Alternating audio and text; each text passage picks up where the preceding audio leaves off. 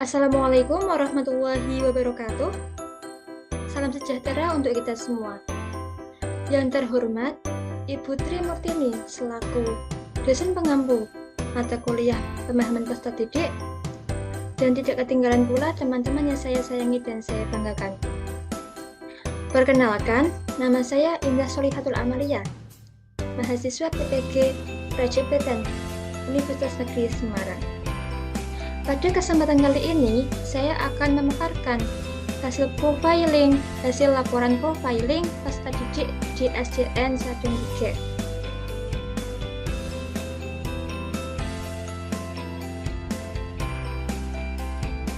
Oke, yang pertama saya akan memaparkan identitas peserta didik. Ada dua sampel yang saya gunakan, yakni berinisial MD dan berinisial MA. MD sendiri merupakan peserta didik kelas 1 berjenis kelamin laki-laki berusia 6 tahun. MD beralamatkan di Jalan Greenwood nomor 5, Sadeng. Untuk pekerjaan orang tuanya merupakan karyawan swasta. Adapun MA merupakan peserta didik kelas 1 berjenis kelamin laki-laki berusia 6 tahun dan beralamatkan di RT 6 RW 4 Sadeng, Gunung Pati. Untuk pekerjaan orang tuanya merupakan seorang supir. Selanjutnya saya akan menjelaskan perkembangan kognitif dari masing-masing sampel. Yang pertama yaitu ada MD. Dalam perkembangan kognitif, MD merupakan peserta didik yang sangat menonjol hampir di semua mata pelajaran, baik di mata pelajaran matematika, IPAS, bahasa Indonesia, dan lain-lain. MD juga mudah menangkap apa yang dijelaskan oleh guru. MD cukup interaktif di kelas. Adapun untuk MA merupakan peserta didik yang mengikuti pembelajaran semaunya saja. MA merupakan peserta didik yang tidak bisa tenang saat mendengarkan penjelasan guru. Ketika guru menjelaskan, MA suka menggerak-gerakkan kakinya, tidak bisa tenang, bahkan terkadang suka pindah-pindah tempat ke bangku teman-temannya. Untuk kemampuan awal, MD merupakan peserta didik yang cepat untuk menjawab, karena MD merupakan tipe anak yang pemberani. Untuk MA sendiri, MA merupakan peserta didik yang cukup pasif. Dia hanya memperhatikan guru. Ketika guru bertanya, dia hanya memperhatikan teman-temannya menjawab pertanyaan dari guru.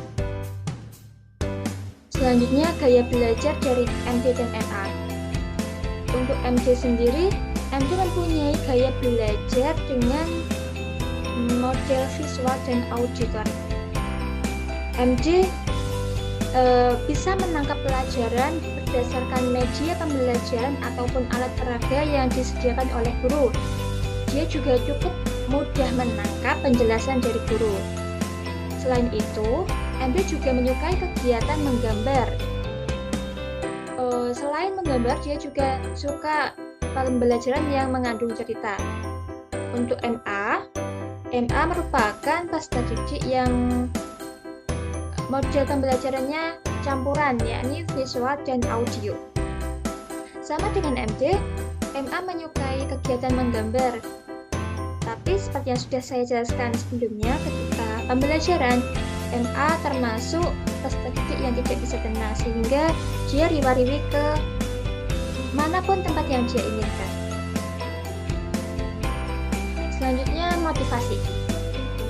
Untuk MD, motivasi belajar MD termasuk cukup tinggi. Dia cukup antusias di dalam pembelajaran, dan di kelas MD juga cukup mandiri. Untuk MA termasuk peserta didik yang motivasinya cukup rendah di sekolah. Ada beberapa faktor, salah satunya yaitu kurangnya pendampingan orang tua. Mungkin karena pekerjaan dari MA itu supir, sehingga ketika di rumah MA kurang diperhatikan oleh orang tuanya. Selanjutnya, perkembangan sosial peserta didik. Perkembangan ini membentuk kemampuan siswa dalam berinteraksi dengan lingkungan dan menyikapi apa yang terjadi di lingkungannya. Untuk MJ tipe peserta didik yang aktif, ceria, berani, dan frontal ketika berbicara. Dia juga mempunyai jiwa-jiwa kepemimpinan. Ini dapat dibuktikan dengan ketika guru bertanya, MJ cukup aktif untuk menjawab pertanyaan dari guru tersebut. Untuk MA sendiri, MA termasuk tipe anak yang pasif di kelas.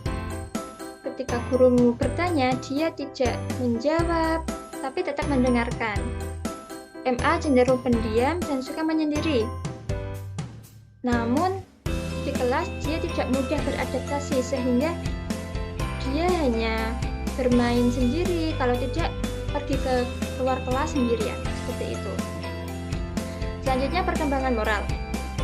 Untuk perkembangan moral MJ memiliki moral yang baik dan dia tidak mengarah ke hal negatif. Dia patuh dengan peraturan, disiplin, dan selalu mengikuti peraturan dari sekolah. Untuk MA memiliki moral yang baik, tetapi terkadang MA semaunya sendiri dan tidak mudah diatur. Ketika dia bosan, dia jarang mendengarkan tuturan atau penjelasan ataupun teguran dari gurunya, seperti itu. Selanjutnya di sini saya menampilkan beberapa dokumentasi yang menunjukkan profiling peserta didik. Di sini gambar pertama ada gambar peneliti sedang mengukur berat badan. Untuk gambar kedua, peneliti mengukur tinggi badan peserta didik.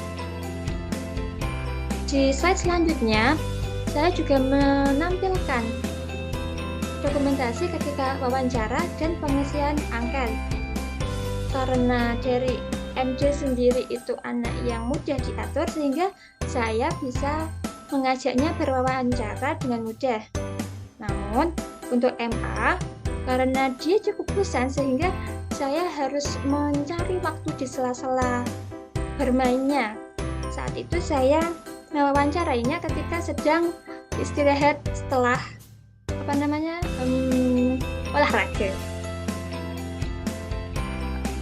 Kemudian saya juga menampilkan nilai kognitif yang pada saat itu saya sempat masuk di kelas mereka, yakni kelas 1. Sesuai dengan pemaparan saya yang sebelumnya, MJ termasuk anak yang aktif dan bisa menangkap pembelajaran dengan baik, sehingga ketika diadakan asesmen, nilainya cukup sempurna, yakni 100.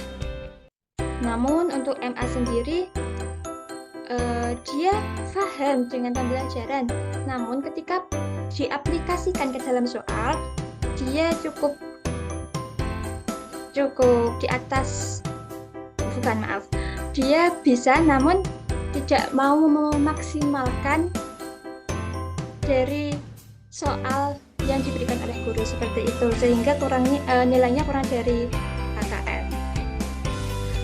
Cukup sekian dari saya. Apabila ada kesalahan, saya mohon maaf.